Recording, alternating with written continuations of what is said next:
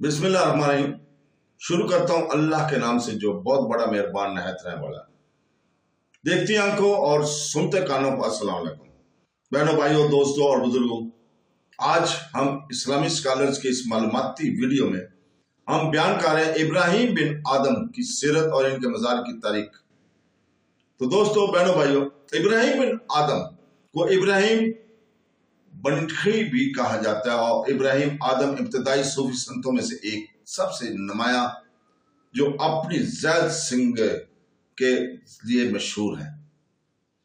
इसकी तब्दीली की कहानी सूफी लेजेंड में से सबसे ज्यादा मशहूर जिसका जिक्र निशापुरी सूफी रिवायत के अतार के तज़किरा औलिया में किया गया है। इब्राहिम का बेशुमार रास्तबाजी और इनके आजिजाना तर्ज जिंदगी का तज़किरा किया गया जो कि बादशाह के तौर पर इनकी इब्तदाई जिंदगी से बिल्कुल मुस्तज़म है। बलख खुद बुद्ध मत का एक कदीम मरकज जिसके अबू नाइम अस्फानी ने नकल किया और इब्राहिम ने सुनती के लिए खामोश और मुराकबा की अहमियत पर जोर दिया। रूमी ने अपनी मुसन्नवी में इब्राहिम के अफसाने को वसी पैमाने पर बयान किया। इब्राहिम के शागिर्दों में सबसे मशहूर शफीक अल बागी थे। इब्राहिम का खानदान या तो इस खित्ते के फारसी रईसों में से था या कूफा से जो अब इराक में अरबी नसात का था। वो बलद में पैदा हुए जो अब अफगानिस्तान में है। सबसे मुमताज माखज और मुसन्निफीन ने इनका सिलसिला नसब अब्दुल्ला अल फाता से मिलता है जो जाफर अल सादिक के बेटे थे, खुद मोहम्मद अल बाकर के बेटे थे और हुसैन इब्न अली रजी अल्लाह तआला अन्हु के पड़पोते थे। बाद मौरखीन के मुताबिक वो राशिद खलीफा उमर रजी अल्लाह तआला अन्हु की नस्ल में थे।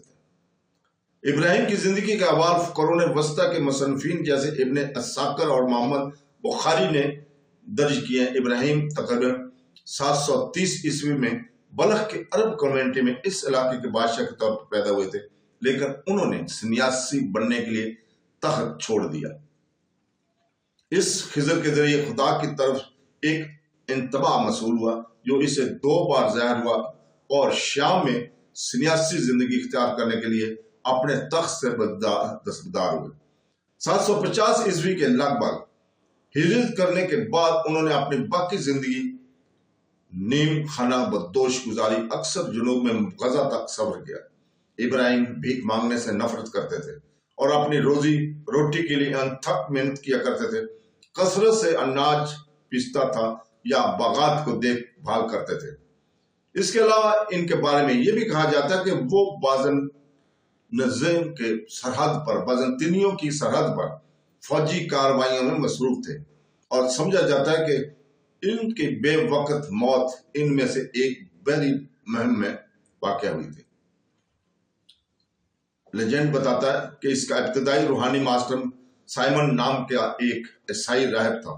इसके बाद इब्राहिम ने शमून के साथ अपने मुकालमे को अपनी तहरीर में सुनाया है और कहा है कि मैं इसकी कोठरी में इसके पास गया और इससे कहा, अब्बा शमून, आप यहाँ कब से हैं? 70 साल से। इसने जवाब दिया, तुम्हारा खाना क्या है? मैंने पूछा, ऐ हनफिया। इसने जवाब दिया, तुम्हें ये पूछने की क्या वजह है? मैं जानना चाहता था। मैंने जवाब दिया। फिर इसने कहा कि हर रात एक चने में ने कहा, तुम्हारे दिल में कौन सी चीज उभरती है कि ये मटर तुम्हारे लिए काफी है?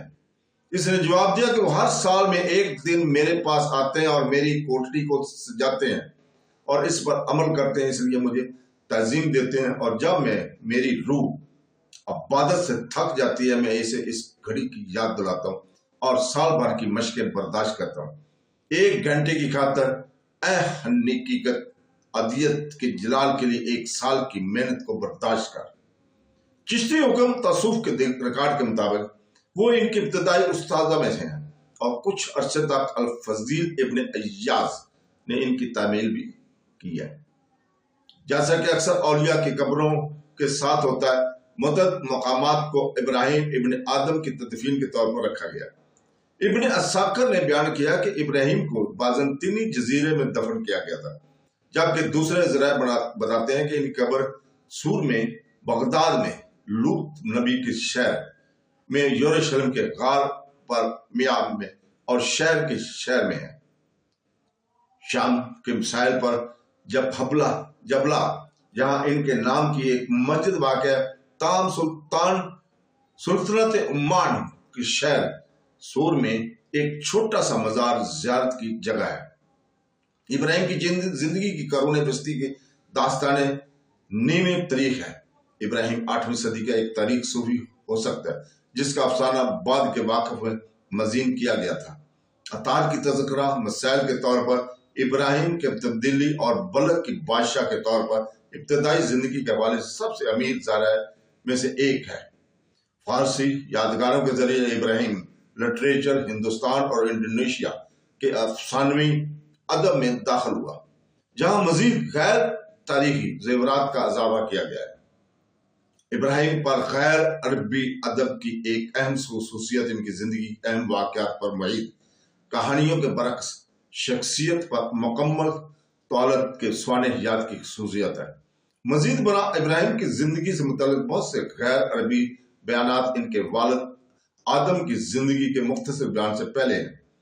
ان میں سے سب سے مشہور سوانح عمری رومی نے نئی فارسی میں لکھی تھی، جسے عربی میں کس کے مطابق ڈالا گیا تھا۔ اس طرح کی دیگر سوانح عمریاں اردو، اودی اور مالے میں لکھی گئی تھی، جنہوں نے جاوانی اور سندانی زبان میں مختصر سوانحات کی بنیاد رکھی۔